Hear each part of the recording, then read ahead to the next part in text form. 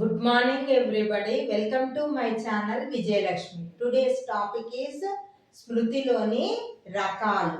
అయితే ఒక విషయాన్ని అభ్యసించిన తర్వాత కొందరు విద్యార్థులు ఎక్కువ కాలం గుర్తుంచుకోవడం అనేటువంటిది జరుగుతుంది. కొందరు తక్కువ కాలం గుర్తుంచుకోవడం అనేటువంటిది జరుగుతుంది. ఒక విషయాన్ని కొందరు పిల్లలు తొందరగా నేర్చుకుంటే కొందరు పిల్లలు ఆలస్యంగా నేర్చుకోవడం అనేటువంటిది జరుగుతుంది. ఈ భేదాలను అనుసరించి స్మృతిని 8 రకాలుగా విభజించడం అనేటువంటిది జరిగింది. 1 తక్షణ స్మృతి,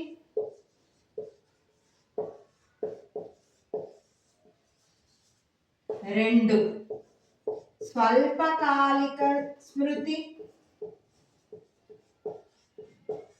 3 దీర్ఘకాలిక స్మృతి, స్మృతి 4 బట్టి స్మృతి,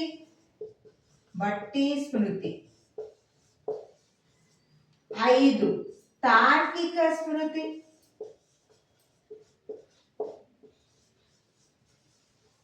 6 క్రియాత్మక స్మృతి,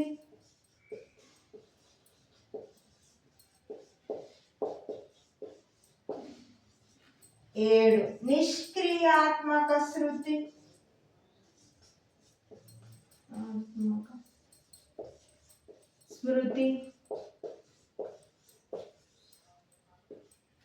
8 సంసర్గ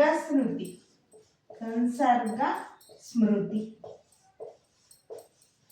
ఫస్ట్ తక్షణ స్మృతి. ఒక విషయాన్ని నేర్చుకున్నటువంటి కొంచెం ఒక సెకండ్ కన్నా తక్కువ కాలంలో వెంటనే మర్చిపోవడం అనేటువంటిది జరుగుతుంది. దాన్నే తక్షణ స్మృతి కింద చెప్పవచ్చు. నెక్స్ట్ స్వల్పకాలిక స్మృతి. ఒక విషయాన్ని నేర్చుకున్న తర్వాత ఒక 30 సెకండ్ల వరకు, 1 నిమిషం వరకు గుర్తుండడాన్ని స్వల్పకాలిక స్మృతిగా చెప్పవచ్చు అనేటువంటిది. ఈ స్మృతి పదంలో ఉన్నటువంటి విషయాలు అనేటువంటివి అవసరం తీరిన వెంటనే మర్చిపోవడం అనేటువంటిది జరుగుతుంది. ఉదాహరణకు మనం సినిమా హాల్కి వెళ్ళినప్పుడు హాల్లోనికి ప్రవేశించి సీట్ నెంబరు చూసుకొని కూర్చున్న తర్వాత ఆ సీట్ నెంబర్ను వెంటనే మర్చిపోవడం అనేటువంటిది జరుగుతుంది. ఇదే స్వల్పకాలిక స్మృతి. నెక్స్ట్ దీర్ఘకాలిక స్మృతి. ఒక విషయాన్ని అర్థవంతంగా అవగాహనతో నేర్చుకున్నప్పుడు అది స్మృతి పదంలో ఆ విషయం అనేటువంటిది ఎక్కువ కాలం అనేటువంటిది నిల్వ ఉండడం అనేటువంటిది జరుగుతుంది. దీన్నే దీర్ఘకాలిక స్మృతిగా చెప్పవచ్చు.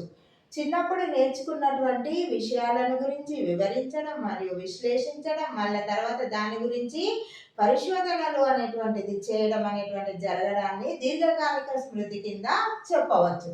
నెక్స్ట్ బట్టి స్మృతి.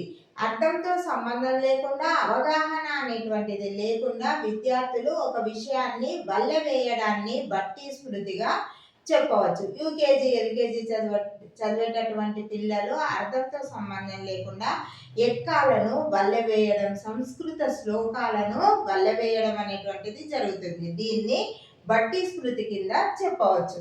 తార్కిక స్మృతి. ఒక విషయాన్ని అవగాహన అనేటువంటిది చేసుకొని, అర్థం చేసుకొని, అది ఎందుకు ఏమిటి అనేటువంటిది ఆలోచించి నేర్చుకొని గుర్తుంచుకోవడాన్ని, స్మృతి పదంలో ఉంచుకోవడాన్ని తార్కిక స్మృతిగా చెప్పవచ్చు. నెక్స్ట్ క్రియాత్మక స్మృతి. ఒక విషయాన్ని క్రియల ద్వారా, ప్రయోగాల ద్వారా, కృత్యాల ద్వారా నేర్చుకొని దాన్ని స్మృతి పదంలో ఉంచుకున్నట్లయితే దాన్ని క్రియాత్మక స్మృతిగా చెప్పవచ్చు.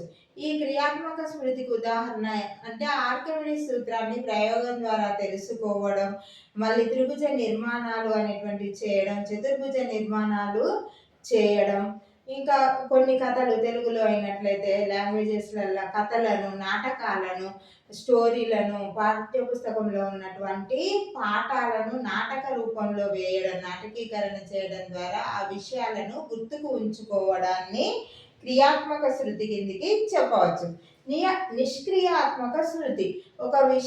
ఒక క్రియలు కానీ ప్రయోగాలు కానీ చేయకుండా ఒక విషయాన్ని నేర్చుకొని స్మృతి పదంలో ఉంచుకోవడాన్ని నిష్క్రియాత్మక స్మృతిగా చెప్పవచ్చు. సంసర్గ స్మృతి ఒక విషయాన్ని నేర్చుకొని ఇతర విషయాలతో అనుసంధానం చేస్తూ దాన్ని స్మృతి పదంలో నిర్వహించుకోవడాన్ని సంసర్గ స్మృతిగా చెప్పవచ్చు.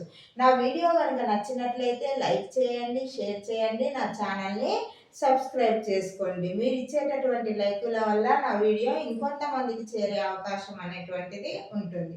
Thank you for watching.